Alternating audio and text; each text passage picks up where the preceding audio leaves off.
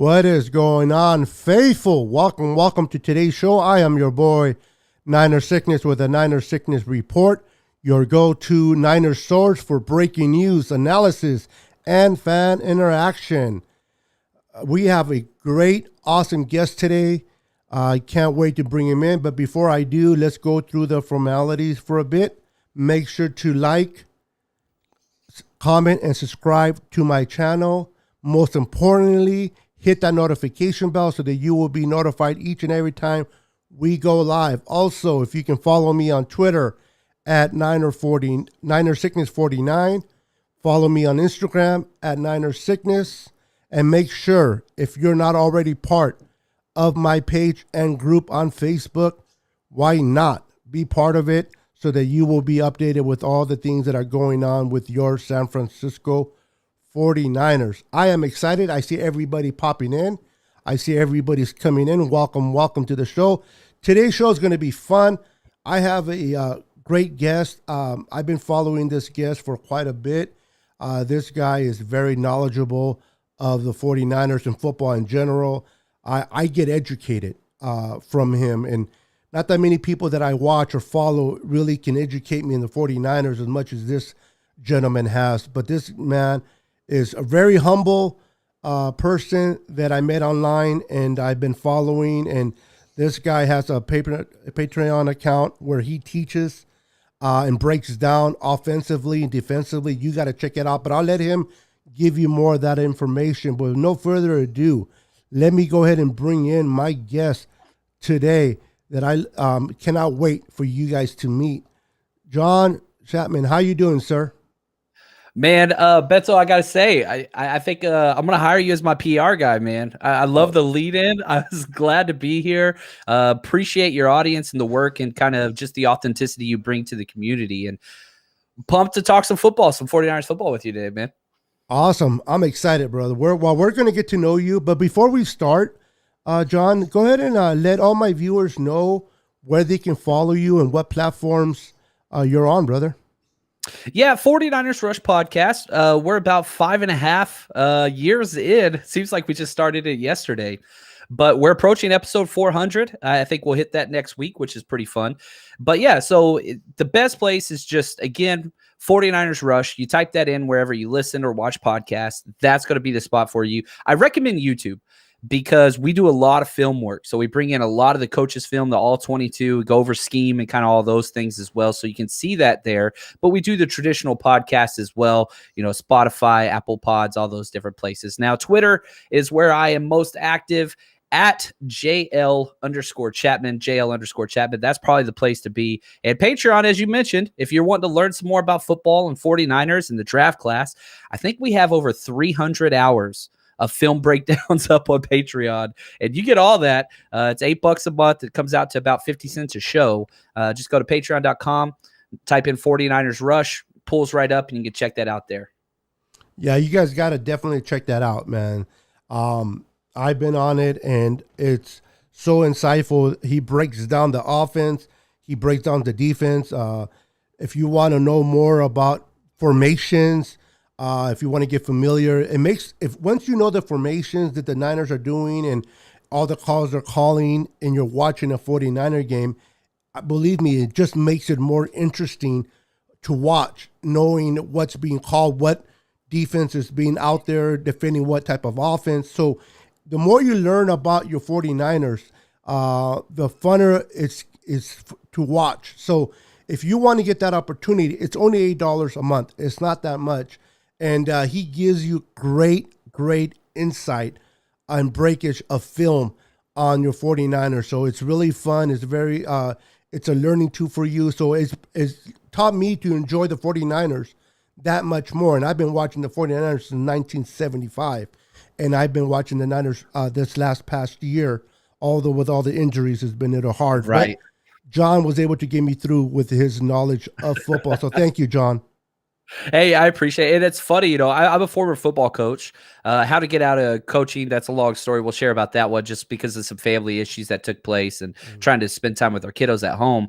And so basically it started just like, hey, man, why don't I go through 49ers film, the coach's film, just like I would with my players after the game, and just kind of see like, okay, this is where this went well, this is where this went bad. All right, we were trying to do this and it didn't work out. And so man, you nailed it.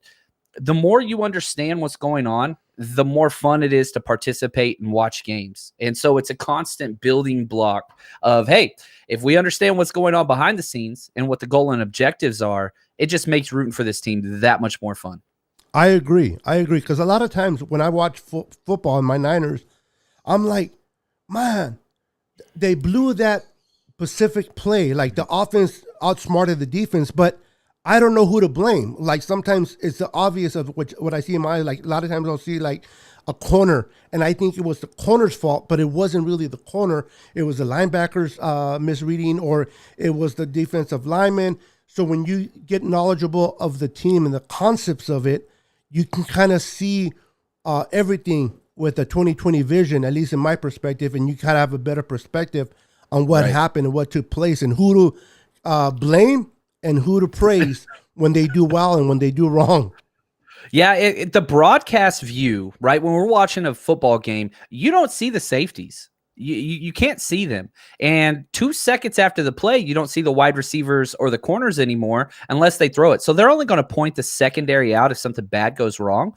At half the time, it's not the person who's closest to the ball. So just because the corner looks like they got burnt, sometimes there's a safety that was looking, wide receiver 2-1 that was supposed to roll over the top. And so it just really brings everything into, you can't hide. The filming's that the eye in the sky don't lie. And so it's going to give you a very clear picture of who's doing well and who's not. Exactly. Johnny, give me a minute. Let me just go ahead and welcome everybody.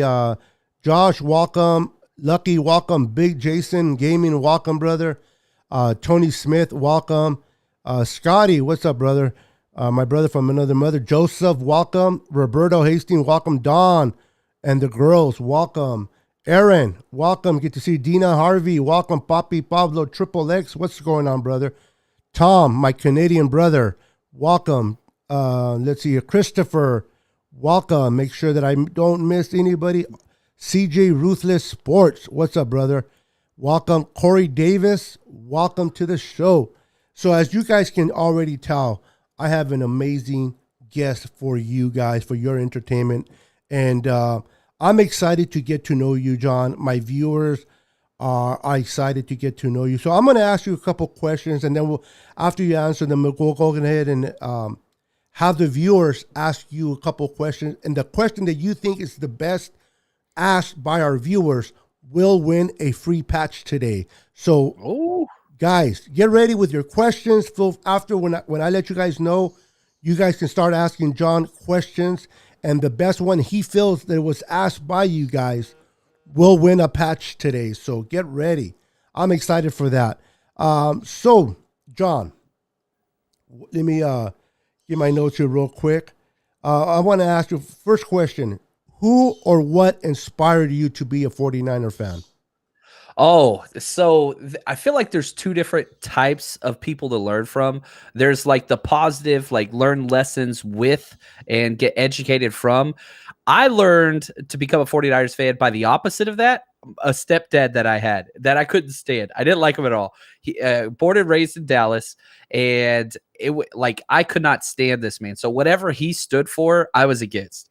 I was 9 years old. And for my 10th birthday, just to upset this man, I asked for a Jerry Rice jersey just to piss him off. And sure enough, I got it right here. I got to show you. This is my prized possession. It's old. It's rugged. I've had this since 1989. Oh, wow. So you can check this out right here. And since that day, it was done, man. It was done. So 9-year-old fat John Chapman, just in spite of my stepdad, and never turned back since. I grew up in Dallas, Fort Worth. So, goodness. That was during the years of, the 90s and all that kind of stuff that was going on. Over there, huh? Yep. Yep. So ever since then, man, I haven't turned back. Well, I'm glad you, being from Dallas or Texas, I'm glad you are a Niner fan and not one of those star helmet teams that I can't stand. Not. A lot of people, the younger generation, don't really like the Seattle Seahawks, and I understand why. They're part of our division. We haven't had the best matches with them. They have won more than we have. So I understand their hatred or dislike for the Seahawks. But me growing up in the late 70s, early 80s, the team that I disliked the most was the Dallas Cowboys. Why? Because back then, as you know, it didn't matter who you were in the AFC. It didn't matter who you were in the NFC. It mattered if you were a 49er team and fan and a Cowboy team and fan, because that championship game was ultimately the Super Bowl. Nobody really cared for the Super Bowl. They cared more for that championship game. And unfortunately, because of the Herschel Walker trade, and I blame Minnesota for this, that allowed the Cowboys to get all those picks and able to stack up with Troy Aikman and Emmitt Smith and Michael Irvin and Moose and all them, and they started their dynasty. And unfortunately, they beat us more than we beat them. So the Cowboys has always been a team that I hate is such a harsh word, but I dislike very much, John. I'm with you, and I can say this, 2020 season was bad. Everybody knows. Yes. It was awful start to finish. The low point of the entire season was when we lost to the Cowboys and Nick Mullins just gave the game away. Oh my goodness, yes. That was painful. I remember people at that point were like, hey, we're getting better draft choice. This is good. No. I don't care if it's checkers. I want to beat Dallas Cowboys no matter what. And so that game really pissed me. I'm still not over it. I'm still holding on to that a little bit too much. But that game, still to this day, my shoulders get tense, man. Come on, Albert. I hear you. Listen, if you play, even if you didn't play high school football or college football, but if you played Pee Wee and you play some type of football competitively, as a fan, I never understood that concept of, I just want to, since we're having a bad season already, I just want to lose this game because I want to have a better position in the draft. Listen, draft picks don't always work out. Solomon Thomas is a perfect example. Yeah. So you want to, as a competitive player and as a coach, you want to continue to invest in your players that you want to win. You want to instill that winning mentality. You don't want to sit there and tell your players, don't win or make the wrong play calls because you want to lose a game because you want position. And fans, to me, they tell me, hey, Beto, let's lose this game so that we can have a better draft pick. I'm like, no, I don't care where we draft. Now, in April, I care where we draft. In November and December, I don't care. I want to win. I want to win games and eventually make the playoffs. And that I'm in that season mode. I don't care about the future at that particular moment. So I never understood that concept, John, of wanting to lose games intentionally so that you can have a higher draft pick.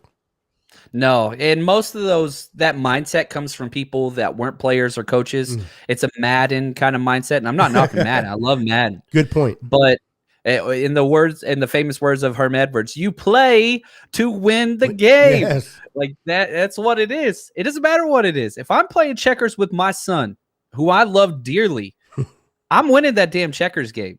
That's all there is to it. Like I'm not one of those people that's like, oh, take it easy on it. I might not like, if we're playing chess or something like that. But no. If you beat me, it's because you earned it. I'm not giving away anything. Now, I love you. I'll give you a hug afterwards when you stop crying. But you're going to earn this damn victory. I don't care what it is. Yeah, I think that's important. You know what, John? Let me just continue to elaborate on that. You are absolutely right. As a parent, you want to instill that everything is earned, not given. And sometimes you can love a child the wrong way and hurt them, because if you allow them to win when you can beat them, you're giving them a false sense of reality of that they are good when they're not. They need to be good because they are good and because they practice. As a father, if you can beat them, all you're doing is challenging them to get better, because now their goal is to beat you. And if they can beat you fair and square, then you accomplished, even in a game of checkers, you brought the competitiveness in them. But if you give away that win because you feel sorry for your child, to me, you're hurting them more than outright beating them and letting them know you beat them, in my perspective.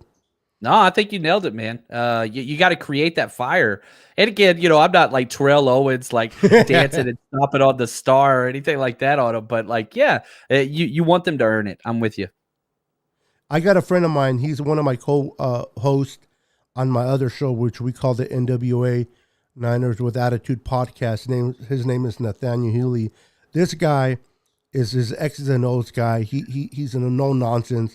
I like to call myself a little bit of a pom pom guy.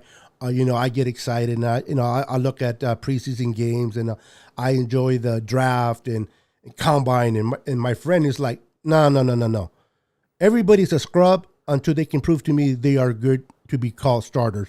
And he doesn't really care to watch a lot of people out there, John. But on his comment, I don't know if you can read it, but he says that you are the only person he will listen during a football game. One of the few people that give factual analysis in a game. Keep the good work, John. And thank you, Nathaniel. I really appreciate the kind words, brother. And I know this guy. Trust me, this guy, I call him Mr. Negative because he's like, there's hardly no positive. And I don't mean that disrespectful. He knows that. But when he gives a positive, I listen, man, because he's not like what's his name? Conan? Oh. Yeah, he doesn't. Yeah, no disrespect. He's just like, no. He used to like him in the beginning, but he can't anyway. But he does like to listen to you a lot, brother. So I just wanted to share that with you. So, John, let me go ahead and move on and ask you the next question. As a Niner fan, what was one of your greatest moments that you can share with us? Man, again, I kind of shared my age and all that stuff. I was born in 82, whatever else. That's that Super Bowl against the Chargers. And again, I'm in middle school at that point in Dallas, Texas. Everybody's Cowboys fans, whatever. I remember not only just the 3-touchdown Jerry Rice game, Steve Young having probably the best Super Bowl in NFL history. Walking with all of my 49ers stuff on before that season, all that stuff, going to school the next day was awesome.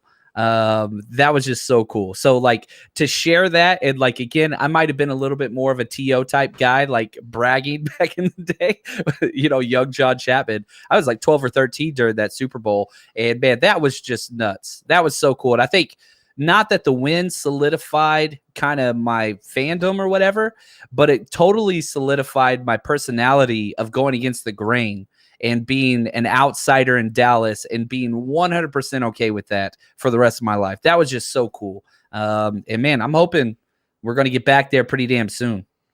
Yeah, me too, bro. Me too. I'm excited about that. Let's see here. I live in the valley here in near Modesto, California. I don't know if you're familiar, and I don't know where you're at, but here where I'm at, unfortunately, the cable company or the internet company does not provide. It only provides cable. It doesn't provide. What's the other one I'm looking for? The dish and all that stuff. No, the stronger internet. Gotcha. So my internet kind of sometimes goes and gives, and it's frustrating. I'm trying to wait for them to update their stuff here. When you live in a small town, unfortunately, you can only go with what you can get. People don't realize, why don't you go with this? Why don't you go with... I'm like, I'm not living in the city. I live in a little country town where you only have so many options. So if it pauses a little bit, I do apologize, John, in advance. No worries, man. My next question for you. If we have a healthy team this year, healthy is one of the things that I want to focus on. With the roster that we have in place, how many games do you envision us winning? Things have changed. Now we've got the 17 games with the 18-week season. And so you always got to kind of put that into context with where we are. But make no mistake, the 49ers roster it's awesome. It's a top 5 roster in the NFL, no matter how you look at it. Yeah, there's going to be some weaknesses in the salary cap era. That's going to be the case with almost every single team. But this team has depth. And you brought up health, Albert. And I'll say this. John Lynch and Kyle Shanahan have established this roster to overcome lack of health. Look at the past. We've lost 2 out of 3 seasons because a quarterback went down. Well, what happens if a quarterback goes down now? Okay, Trey Lance steps in. Our number 3 pick that we traded up for. Let's see what happens. Defensive line. We've got 9 guys on the defensive line that are going to be able to participate effectively. So if you lose 1 or 2 guys, now there's obviously some that are more valuable than others.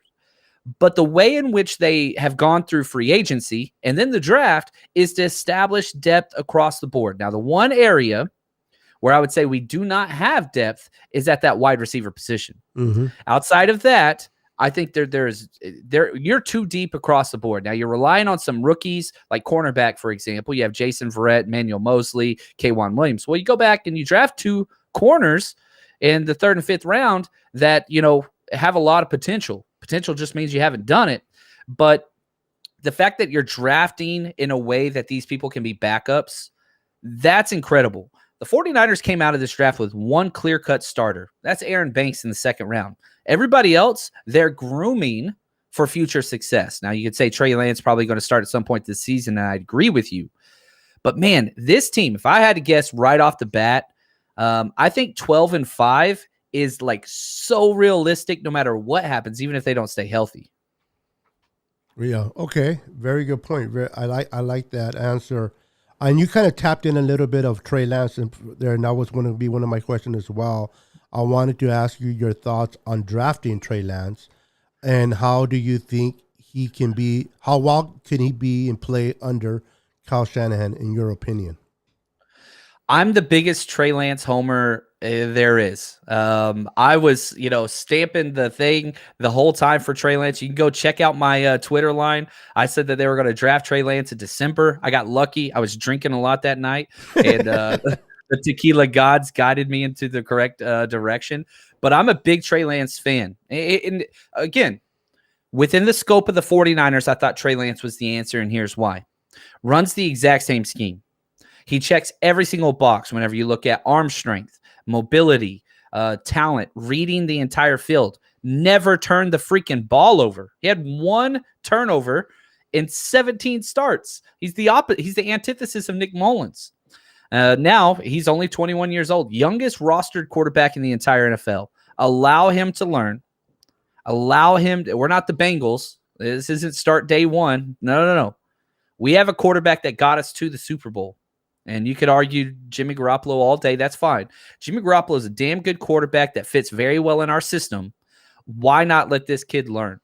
And so I'm a huge Trey Lance fan. I've already got so many jerseys of his already. I'm in. I'm all in on Trey Lance. So am I. If you can, those that know me, I was a big advocate for Trey Lance as well. I liked him, his style of play with the Bisons. I like this kid. I don't know him personally, obviously, but I like everything I've heard of him. One of the knocks, obviously, is that he hasn't played a lot of football. And one of my concerns is the last time he actually played a full season was 2019. And he had 1 game in 2020 to no fault of his own, but because of COVID, I understand that we have Jimmy, and a lot of people rather go with Jimmy, but do you think it's wise to sit him even longer for another year? Or do you think, based on what he shows Kyle Shanahan in practice, if it's wiser to start him sooner than later? No, I want him to sit and learn. You look across the best quarterbacks in the NFL currently, and you go old school, new school. Tom Brady had to sit and wait. Aaron Rodgers had to sit and wait. Josh Allen sat for a smaller amount of time, but that's important. Patrick Mahomes sat for a year. Lamar Jackson sat forever. Like those guys that sit and wait, and I'm not saying he has to sit the whole year. That's not what I'm saying at all. But there's something that happens. The speed of the game just is so quick. Sit, learn. And there's a lot to learn from in that quarterback room. There really, really is. Look at, a quarterback that was thrown in there that's in our quarterback room now in Josh Rosen. How'd that turn out for him? He started right away. Really? Are we not going to learn anything from the NFL and all that stuff that's happening around us? I like Trey Lance. But, you said something. Last season that he started a full season was 2019. And he only played 1 game in 2020 to no fault of his own. You say that by another guy, too. Nick Bosa. Bosa, the last time he started a whole season was 2019. Only played in 1 game. in 20. I guess he got hurt week 2. Everybody's still pretty pumped about him, and rightfully so. So I get Nick Bosa's done in the NFL. Trey Lance hasn't. But, man, let this kid learn. Let him breathe. He's young. He's the youngest QB. So let's season him and bring him in when he's ready or when Jimmy Garoppolo goes down, if that happens. I don't want anybody to get hurt, but Jimmy Garoppolo's been hurt a lot. Let's see what happens there. You know, you make a valid point. Allow him to learn. Allow him to develop. Allow him to learn the offense without being pressured to having to go out there and perform. Let him learn at his own leisure. And the positive thing, too, is Jimmy does well for us, John. If he plays well and continue to win games, stays healthy, his trade value just goes up for the following offseason. So once we are ready to move on from him and move on with Trey, we can get a better draft position for Jimmy. So to me, that's a win-win situation. It kind of sounds harsh that I say that, but it's the truth. In football, he wins for us now. We get a better value for him later, and then we can move on from him. Everybody wins. Everybody wins if Jimmy Garoppolo plays well and plays for a long time. Now, if I could script out exactly how I want this year to go, Jimmy Garoppolo starts the first 10 weeks of the season. Now we have a bye week in there. Week 11, we go to the Jags, and there's a couple, pretty easy games back to back there. That's where I want to see Trey Lance come in. But again, that's dependent upon how well he's playing, whatever else. But that would allow Trey Lance to come in week 11. Now you've got 10 weeks where Jimmy Garoppolo played well. Hopefully you're 7-3, 8-2 around there. You've increased his, draft value that you'd be able to get in a trade.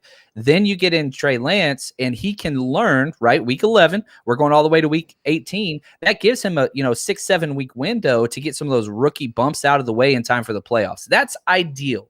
That's what I'm hoping happens. Doesn't mean we're going to have that luxury though. Yeah, true. It all depends on how Jimmy does for us. One of the knocks on Jimmy, some people like him, some people don't. Some people are fed up with him. And rightfully so, because he hasn't been on the field as much. But when Jimmy's on the field, and you know this, he wins games. He wins games. Now, a lot of things that I've been hearing, John, and it's kind of like a broken record. Wow, we lost the Super Bowl because of him. No, he could have done some better plays there, but I don't think we lost the Super Bowl because of that one play to Emmanuel Sanders overthrown play. The defense has a little responsibility to take for that, and Robert Saleh as well, making some bad calls there in particularly. But I like where you're with this with Trey Lance. As much as you want to see him, and much as you wanted him to be drafted to the Niners, I love that you are patient enough to wait and have him develop. And that's a good thing to do, because if, like you said, you were one of the advocates for him. You were on your page. You wanted him on the Niners, and you got what you wanted. And normally we tend to want to right away drive the new car. Well, right away, we don't want to keep it in the garage. We want to ride it, and rightfully so. But when you have a working car like Jimmy, why not wait until it, I hate to say this, break down, I guess, or before we move on, and allow Trey to truly learn and be comfortable with that offense. So then when he comes, because one of the things that I've learned is it with, I'm trying to think of his name, the kid that went to the Texans. David Carr. Yeah. With that offensive line, his confidence got shot, and he was not able ever to recover from that being thrown into the wolves. So if anybody, our offensive line is nowhere like that, I understand. But right. When you get the opportunities to still stay behind and learn, look at Aaron Rodgers behind Brett Favre, you know what I mean? Even Jimmy behind Tom Brady, even Alex Smith and Patrick Mahomes scenario where he sat for a year and learned. And so we'll have to wait and see what happens there. So moving on, John, another question I wanted to ask you as we get to know you a little bit more about your love of the team. I wanted to ask you is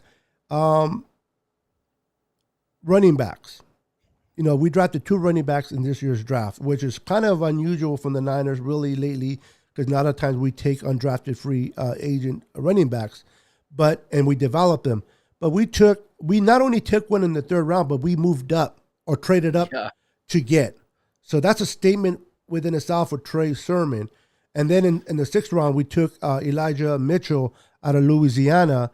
So what do you envision for our running back room going into 2021, especially now that we lost Wilson for at least 4 to 6 months because of his injury? I think there's there's the short-term and long-term game plan. Now, John Lynch and Kyle Shanahan both admitted they never planned on drafting 2 running backs in this draft. They were really high on Elijah Mitchell. And so after you drafted Trey Sermon, you get down the board and here you are, you're sitting there in the 6th round and you're just like, how is this guy still here? Let's just take him at this point. And the quote that was used by John Lynch was, we wanted to take somebody that was going to make this roster. We didn't want to take a wide receiver, which was the question was about a wide receiver. We don't want to take a wide receiver just because of the position if we don't think they're going to make our roster. Elijah Mitchell's going to make this roster. So short term, I think that the plan is Raheem Mostert is 1A, and I think Trey Sermon is going to be 1B. You'll sprinkle in some other backs and kind of some, mop-up duty, whatever else. But now when you go long-term, guess what? This is the last year under contract for Raheem Mostert. Jeff Wilson Jr., last year of his contract. Gallman, 1-year deal. Like, you start looking at all these. Next year, the plan is Trey Sermon 1A, Elijah Mitchell 1B. So you're taking care of immediate needs and long-term needs. And remember, we've lost at least 4 running backs in 3 consecutive years to injury. We've already lost one by a chair, just getting up out of a chair. So they're taking place. Back to the first question you asked me, Beto. Like, you're trying to protect yourself from injury to not allow that to be an excuse to off-rail your season. That is correct. You do that. And, last year, our quarterback position was one of the weakest, especially losing Jimmy. And you saw what, unfortunately, we got with Mullins. I remember at one point somebody said that they should have replaced Jimmy as a healthy starter with Mullins because Mullins had that one game against the Raiders that he played very well. I'm like, wow, you're ready to move on from Jimmy because of one game against a pretty bad defense and that Raiders at that particular game, I think in 2018. It's hilarious. But you definitely, I like a running game. And Trey Sermon, I'm looking forward. I'm a big Clemson Tiger guy, and he just ran all over our defense. So I'm excited about him. But the guy that has me really intrigued, and maybe we won't see that much of this year, but Mitchell out of Louisiana, that kid, man, I've been watching a video of him. I like him, and I'm looking forward to see him. And I like that idea that the 1-2 punch with him and Sermon going forward. You're right, Raheem Mostert. He gets hurt a lot. That's one of the things on him. He's hitting, I believe he'll be 30 when the season starts.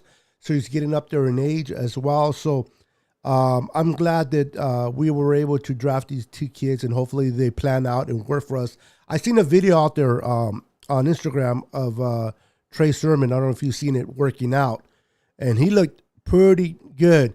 So I'm excited to see what he can offer to our team this year. And what if there is a football player that he resembles, a pro, who does he resembles to you the most? Trey Sermon. So I want to, it's funny you brought up, Clemson. So I want to talk a little bit about that once we get to that point. But the player comp that I have, and, I go off of the metrics and all like the measurables and all that stuff. He didn't have a great 40, but the way in which he runs, now he hasn't had a great NFL career. He had a great rookie season. Kerryon Johnson, the running back out of Auburn, he went to Detroit, was an absolute stud before he got injured halfway through his second season. That's the running style of Trey Sermon. And I don't mean that as an insult. Again, Kerryon Johnson, I think, was a 2nd-round pick and, was in competition for Rookie of the Year before he got injured. Like, he's a hell of a player. Now, Elijah Mitchell, you said you're a Clemson guy. My player comp for him is a poor man's Travis Etienne. They're almost identical whenever you look at size, explosion, jumps, verticals, all those things. And the dude's got it all, Elijah Mitchell does. I mean, he is explosive. So is he Travis Etienne? No, he's not. He doesn't have the production. Definitely not against the same competition level, all those things. But you're getting them in the 6th round. So you're getting very similar traits, and it's a perfect scheme fit for what the 49ers do. I really like these 2 running backs, and I think they're going to be very, very productive. I don't think you're going to have to wait that long, actually. I could totally see Elijah Mitchell winning that 3rd running back spot with Jeff Wilson Jr. out the first half of the season. That's a very good point there, John. And I like I said, I like Mitchell. I can't wait to see what he does, man. So, man, it's going to be exciting. You know, he's more of the traditional type of running backs that Shanahan likes to go with. Trey Sermon is really not. So he kind of like, but, and then, beefing up the offensive line with Aaron Banks out of Notre Dame. He's trying to make a statement that he's going to run the ball down some defense's throat, man, whether they know we're running the game or not. Kind of like the Green Bay championship game where they knew we were running, and it didn't matter which way they knew we were running. We were running the ball, and we were successful at it, and we definitely were controlling the tempo by running the game. And that's what I like. I'm old school. I'm a punch you in the mouth type. I know everybody wants to see the fantasy football, passes in the air and all these yards, but I'm about controlling the clock and getting those first downs and running and tiring the defense out with the running backs. And that's what I look forward this year. So I'm going to ask you one more question. Then I'm going to go ahead after this question, John. I'm going to open it up to my viewers. Again, viewers, I'm going to open it up to you guys.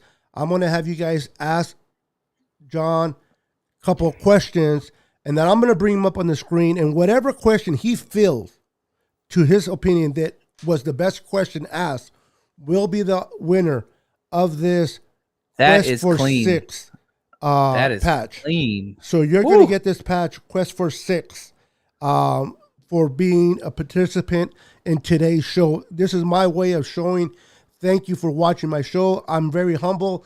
One thing about me, John, is that people have their lives.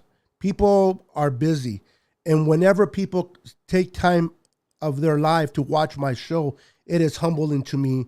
So it always keeps me humble. So I always want to give back to my viewers. It's not about me, but it's more about them. What can I do to make their viewing much funner and enjoyable?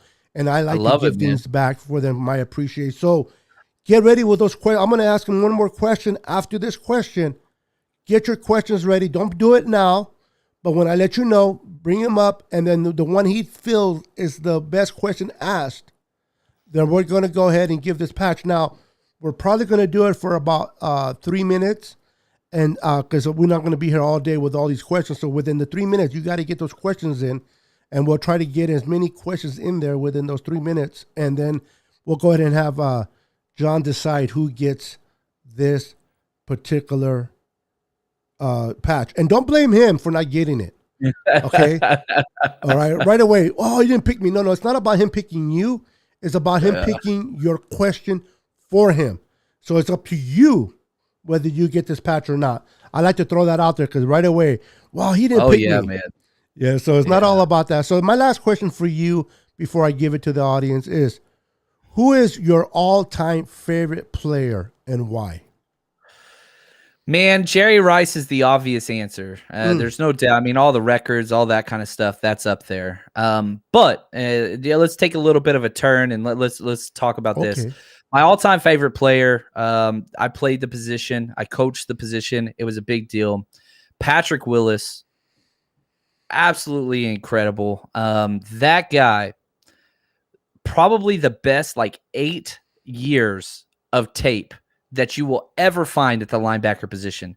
Came in at the top of the game for all linebackers, left at the top of the game for all those linebackers, and just absolutely incredible. I can't believe he didn't get into the Hall of Fame.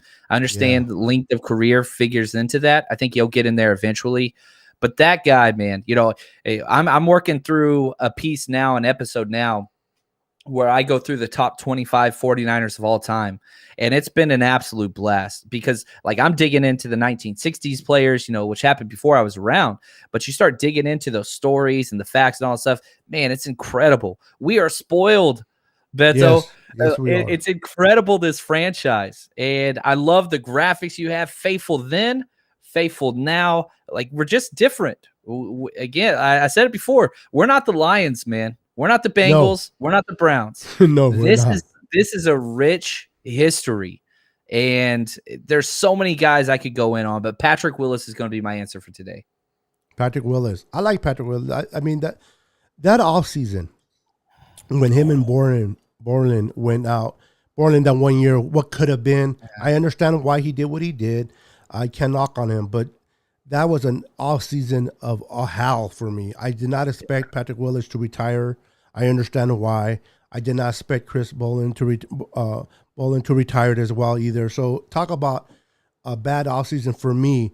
I was expecting to see who we were going to bring into the Niners, not who we were going to lose. So Patrick Willis is definitely a linebacker. I have his autograph picture right above me. But out of the two, one of my most favorite, believe it or not, was Navarro Bowman.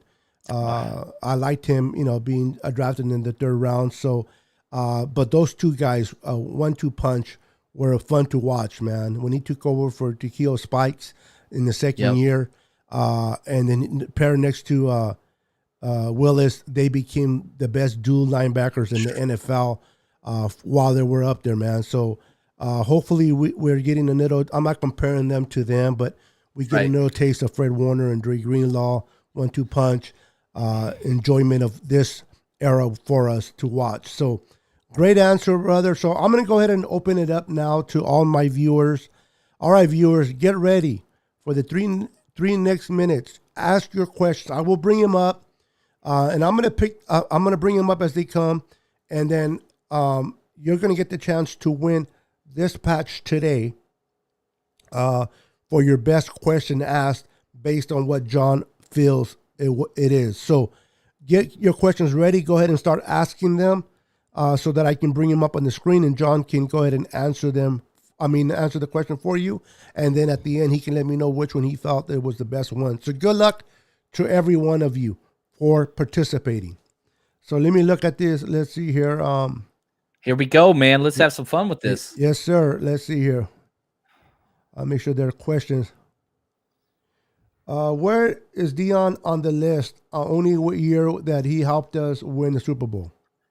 Okay, so let me say this, and man, I love this question because a lot of people love Dion. I can say this. I've solidified my top 11. I don't want to give away too much. He's not on the top 11. He played 1 year with us, and he was great. Player of the year, pushed us over the hump. I get all those things. But, man, I'm going to be honest with you, Beto. I'm not a Dion guy. I've met him in real life. I've coached against him in real life. Not a fan. Not a fan. He's a hell of a player. I'm good, man. But he's going to make the list. I think he has to just because of the impact and got that, Super Bowl. I get that. But, yeah, he's going to be on there. But, man, only 1 year makes it difficult for sure, even if it was one of the best cornerback years in NFL history. Awesome. And that's Facebook user. So you got to let me know your name because it's not popping up. Our next question from Big Stinker. I love this guy's name, Big Stinker. What are the players that you think are underappreciated on the team? Number one comes to mind is Laken Tomlinson. We got him on a pennies for dollars trade, and he has been a stalwart on this offensive line, has just been incredible. And then defensive side, Beto brought it up just a while ago. I do believe this, and this is a hot take, whatever. You take it for whatever you want. Dre Greenlaw, I'm telling you right now, he's the best tackler in the NFL. Not on the 49ers. He's the best tackler on the entire NFL linebacker. I don't care. I'm taking him over everybody. Fred Warner is the best linebacker in the NFL. I'm telling you right now, Dre Greenlaw could be better. Will he? I don't know. Wow, I'm very, very high on Dre Greenlaw. And I love Fred Warner. I'm not trying to no, that's all I'm trying to say. The potential, because the body type, the speed and the tackling, I'm just saying, man, those two guys stand out for me for offense and defense. Great question, Big Stinker. John Blackwood. Let me make this a little bit bigger, guys. So what year were you most proud of in San Francisco as a San Francisco 49ers? Man, I'm gonna go recently. I think the year was 2018 when Kyle Shanahan kicked Reuben Foster off the team the day before a game. Yeah, I love the 49ers. I get all those things. I love football. At the end of the day, this is grown men throwing a ball. I'm not trying to diminish it, but I watch football with my boys like crazy. They play football. But being able to have that conversation with them about why Reuben Foster's no longer on this team was huge, because it's about football and it's about winning games, but it's also about family and it's about good people. And whenever people don't fit into that narrative and they're, hurting other people and other things, man, I love the fact that we are not a team that drafts people with domestic violence records and, all that stuff. So the fact that I can wear this hat and this Kyle Shanahan, shirt and my jerseys and buy them for my son, knowing that symbol means something, that's a big deal. I don't know if I could handle being a Cowboys podcaster and then draft 5 players in 1 year with a rap sheet. Yeah. 5 players in 1 year? No. So, Josh, great question, man, because, it's football and we love sports. But at the end of the day, it's about more than that. And I love this team and what they stand for. Right on, Josh. Thank you for asking that question. My boy, Glenn Allen. How you doing, brother? Are you able to look at the questions? Yeah, I see it there. This is a long one. Yeah, I'm going to have you go ahead and just read it for yourself, and then you can go ahead and answer it. All right, Glenn, appreciate this question, man. Over the next couple years, we have a few rookie contracts that will be expiring. Do you think there's any current rookie contracts that will not get the next big day contract signing with the Niners? That's an interesting one. Wide receiver is going to be key. Debo's up next. Then Brandon Ayuk actually has a full extra year on top of the extra year because it's a 5th-year deal because he was a first rounder. Debo's going to be interesting to me. I love Debo. But this front office, if you're injured, they move on. And there's no other wide receivers. They got to keep somebody, and I hope Debo stays for his whole career. I love his mentality and what he brings to the team. But I'm telling you right now, Debo has another injury-riddled year. That's going to be a huge question for me because they move on from people that are injured. We'll have to see. You'd have to get a team-friendly deal. But I love Debo. I think Ayuk's not going anywhere no matter what. He's the true wide receiver 1.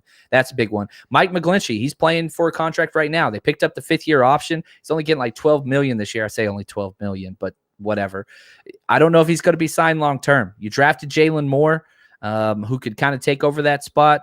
We'll have to wait and see there. But, I love the Debo graph. I love it.